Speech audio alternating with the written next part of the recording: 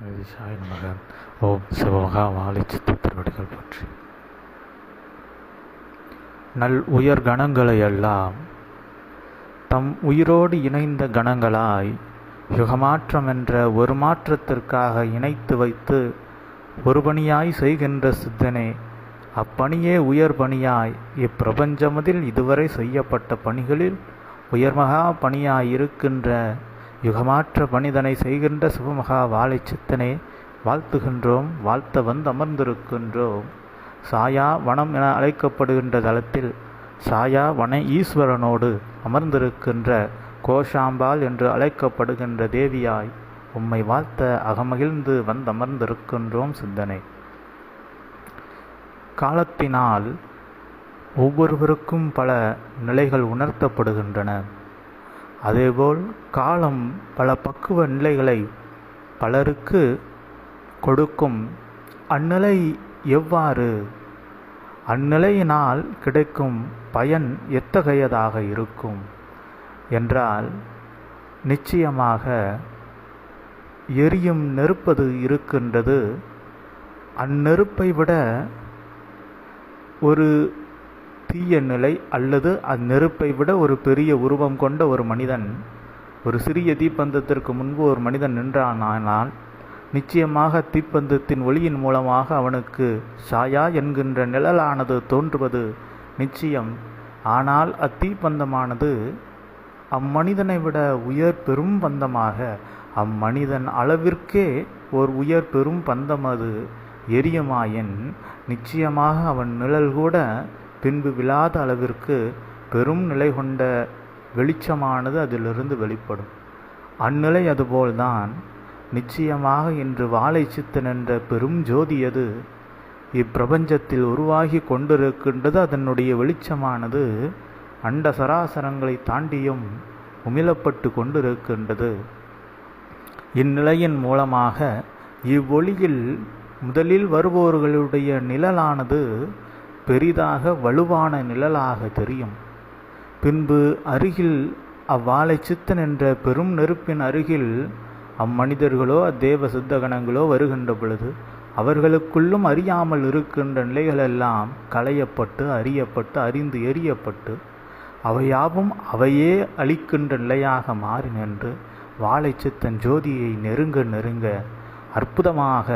அற்புதமாக அவற்றினுடைய நிழலானது எவ்வாறு ஒரு தீப்பந்தத்தினுடைய பெரும் தீப்பந்தத்தினுடைய அருகில் ஒரு மனிதன் சென்றால் அவனுடைய நிழல் கூட இல்லாத அளவிற்கு அது மாறிவிடுகின்றதோ, அதனை போல் உம்மை நாடி வருகின்ற ஒவ்வொரு தேவ சித்த மனித மார்களும் அவர்களோடு இருக்கின்ற சாயா என்கின்ற கர்ம வினை பாசங்களும் முழுமையாக ஒரு காலத்தில் உம்மோடு நெருங்க நெருங்க அவற்றின் நிலையானது அழிக்கப்பட்டு மாற்றப்பட்டு கொண்டிருக்கும் என்ற நிலைதனை அறிவித்து ஒரு நாள் அவையும் ஜோதியாகவே மாறியிருக்கும்.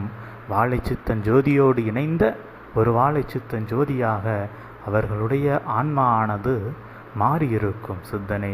இதனை செய்வதற்குத்தான் இத்தனை யுகங்கள் மறைவான தவம், இருளுக்குள் தவம். ஆனால் இருளும் அவ்விடத்தில் வராத அளவிற்கு உள்ளுக்குள் அக ஒளியானது புற ஒளியாக தெரிகின்றவாறு பெரும் ஜோதியாக செய்த தவம். அத்தவ ஆற்றல் இன்று எவ்வகங்காரமும் இல்லாத நிலைதனில் உமக்குள் மிக எளிமையாக புகுந்திருக்கின்றது. உம்மோடு இணைகின்ற அகங்காரம் இல்லாதவர்களுக்கு கனப்பொழுதில் அவ்வாற்றல் புகுந்து விடுகின்றது. அதன் நிலையாய் ஆதி இறை நூல்களாய் அவர்களினுடைய வார்த்தைகள் வாக்கு பழித்த நிலை கொண்ட வார்த்தைகளாகவும் உயர் தேவ சித்தகணங்களினுடைய வார்த்தைகளாகவும் வெளிப்பட்டு கொண்டிருக்கின்றன.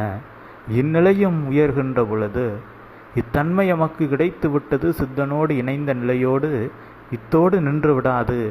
மேலும் சித்தனோடு சித்தன் அன்போடு இணைகின்ற நிலைதனில் செல்கின்ற பொழுது நிச்சயமாக அவர்கள் ஆற்றல் அதிகரித்து கொடுக்கப்படும். அது சித்தனோடு இணைகின்ற நிலையினால் அது இயற்கையாகவே சித்தனுடைய பேராற்றல் அவனே அறியா நிலைதனில் அவனிலிருந்து அவனோடு இணைபவர்களுக்கு பகிரப்படும். இதனால் சித்தன் ஆற்றல் குறையுமா என்றால் சித்தனுக்கு இதன் மூலம் பேராற்றல் தான் அதிகரிக்கும்.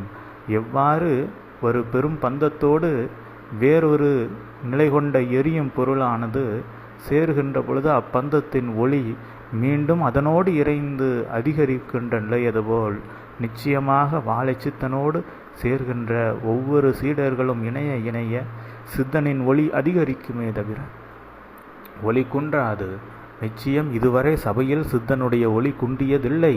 அது இயல்நிலைதனில் புதிய மாந்தர்கள் வருகின்ற நிலையினால் அவர்களுடைய அப்பாவ நிழலே அங்கு அதுபோன்ற ஆற்றல் குறைவோ என்ற நிலைதனை காட்டி நின்றது. ஆனால் அவையாவும் அந்நிலை அல்ல. அவையாவும் உம்மோடு இணைகின்ற சீடர்களுடைய பாவ கழிவினைகள்.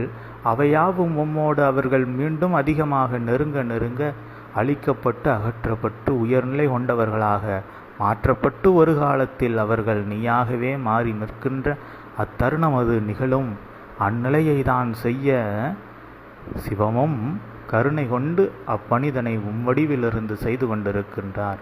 நீரும் அவர் கருணையினால் உலகத்தில் அவர் கொண்ட அக்கருணையை செயல்படுத்துகின்ற கருவியாய் வாழைச்சித்தன் அமர்ந்து அவனுடைய சீடர்களும் பின்பு அந்நிலை போல் பலருக்கு உயர் கருவிகளாக நின்று வழிகாட்டி அனைவருடைய கருவி கரணாகதி என்கின்ற பஞ்ச இந்திரிய நிலைகளையெல்லாம் அடக்கி ஆண்டு எவ்வாறு இறை நிலைதனில் அமர்ந்து இறையாக பிரபஞ்சத்தில் அடங்கியிருப்பது என்ற நிலைதனை உணர்ந்து அவ்வழியில் நித்திய பேரானந்தம் எவ்வித அகங்காரமும் இல்லாத அற்புத ஆனந்தத்தில் தலைக்கும் நிலை யாதென்று அறிவிக்கின்ற அந்நிலை அத்தன்மை அதனை செய்கின்ற சித்தனே அகமாற அதிகாலை வேலைதனில் சிறு நாளிகை பொலிதாக இருந்த பொழுதும் உம்மை வாழ்த்துவதற்கு அங்கிருந்து எம்மை அழைத்த சித்தனே அகமாற உம்மை வாழ்த்தி அமர்கின்றோம்.